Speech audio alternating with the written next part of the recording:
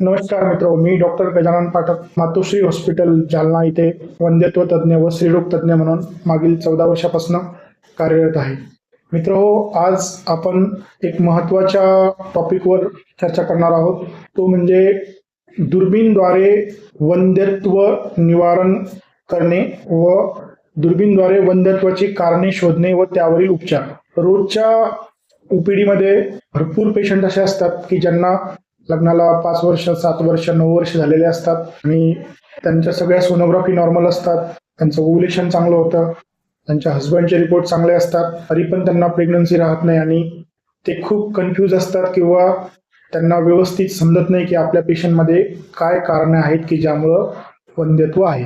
मला खूप कॉमन प्रश्न असतो सर्व पेशंटचा आणि नातेवाईकांचा की डॉक्टर साहेब, आम्ही खूप साऱ्या सोनोग्राफी केल्या, खूप साऱ्या टेस्ट केल्या, पण आम्हाला कोणत्याच डॉक्टरांनी वंध्यत्वाचं कारण सांगितलं नाही. मित्र, सर्वात जर वंध्यत्वाचं कारण आपल्याला जर शोधायचं असलं, त्याला आमच्या भाषेत gold standard test for the diagnosis of infertility जर आपल्याला शोधायचं असेल तर ते आहे डायग्नोस्टिक हिस्टेरोलॅप्रोस्कोपी. त्यालाच आपण दुर्बीणची टेस्ट असं म्हणतो. यामध्ये 2 खूप महत्वाच्या गोष्टी आपल्याला कळतात. एक म्हणजे आपल्याला निदान कळतं की काय कारण आहे आपल्या पेशंटमध्ये वंध्यत्वाचं, आणि सोबतच त्याच भुलेमध्ये, त्याच ऑपरेशनमध्ये आपण काही कारणं दुरुस्त पण करू शकतो. जसं उदाहरण सांगायचं झालं तर आपण पेशंटला भूल देतो आणि पेशंटला भूल दिल्यानंतर पेशंटला पोटामध्ये दुर्बीण टाकून गर्भपिशवीची पोटामधून आणि आतमधून म्हणजे युट्रसमधून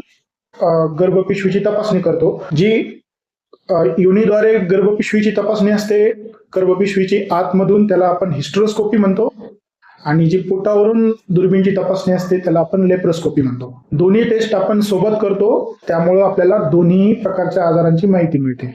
हिस्टेरोस्कोपी म्हणजेच दुर्बिणीद्वारे गर्भपिशवीची आतून तपासणी. त्यामध्ये आपल्याला गर्भपिशवीची साईज, गर्भपिशवीमध्ये असलेल्या वेगवेगळे व्याधी किंवा ज्याला आपण आजार म्हणू शकतो की जे वंध्यत्वाचे कारण असतात, जसे गर्भपिशवीला पडदा असणे, गर्भपिशवीला पॉलिप म्हणजेच चरबीची गाठ असणे, गर्भपिशवीची साईज वेगळी असणे ज्याला आपण बायकॉर्निएट युट्रस म्हणतो, किंवा गर्भपिशवी छोटी असणे त्याला आपण युनिकॉर्निएट युट्रस म्हणतो. अशा वेगवेगळ्या कारणांची आपल्याला माहिती मिळते.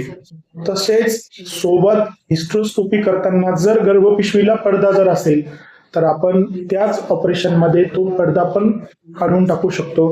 गर्भपिशवीला गाठ असेल, पॉलिप असेल, तो पण आपल्याला त्याच सेटिंगमध्ये म्हणजे त्याच ऑपरेशनमध्ये आपल्याला काढून आपलं वंध्यत्वचं जे कारण आहे ते आपण दुरुस्त करू शकतो. तसेच आता लॅप्रोस्कोपी म्हणजे पोटावरून दुर्बीण टाकून गर्भपिशवीची तपासणी करणे. त्यामध्ये आपल्याला